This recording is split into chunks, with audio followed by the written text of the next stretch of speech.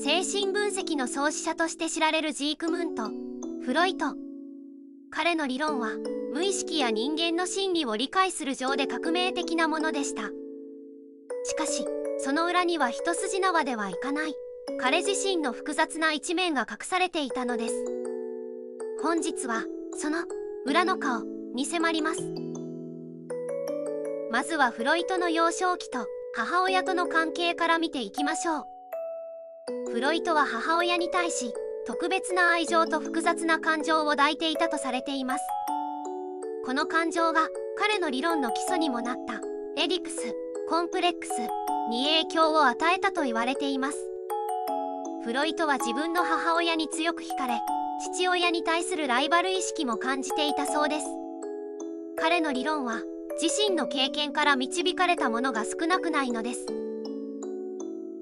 次にフロイトのコカインへの関心についてお話しましょう。当時コカインは新しい薬品として注目されており、フロイトもその効能に魅了されていました。実際フロイトはコカインを積極的に使用し、友人や患者にも勧めていたのです。彼はコカインが精神的な問題に効果があると信じていました。しかしやがてその依存性が明らかになり、彼はコカインに対して否定的な立場に変わっていきます。この経験はフロイトにとって失敗として刻まれることになりました。フロイトの精神分析学は多くの弟子たちに影響を与えましたが、彼らとの関係は複雑なものでした。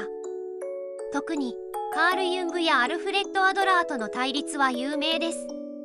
彼らはフロイトと異なる考え方を持ち、新たな方向性を模索していました。ユングは無意識をより神秘的なものと捉え、アドラーは劣等感を中心に理論を展開しました。フロイトは彼らとの意見の違いに対し強硬な姿勢をとり、最終的には決別を選んだのです。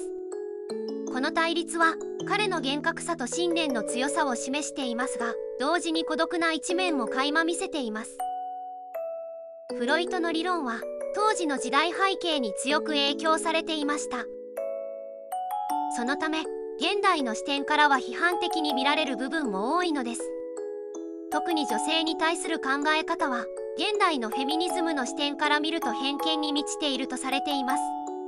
彼は女性のヒステリーという言葉を使い、女性を精神分析の対象とすることが多かったのです。このためフロイトの女性観は議論を呼び、多くの批判を集めています。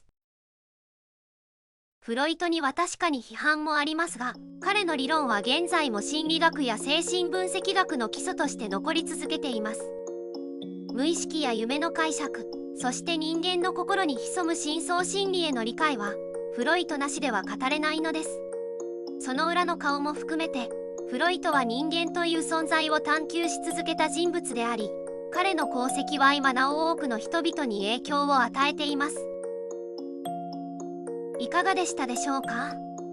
フロイトの裏の顔を知ることで、彼の理論がどのようにして生まれたのか、そして彼がどれほど多面的な人物であったかが理解できたかと思います。フロイトの影響は私たちが知らないうちに深く根付いています。ご視聴ありがとうございます。チャンネル登録と高評価をお願いします。気になる偉人の謎やリクエストがあればコメント欄にお寄せください。またお会いしましょう。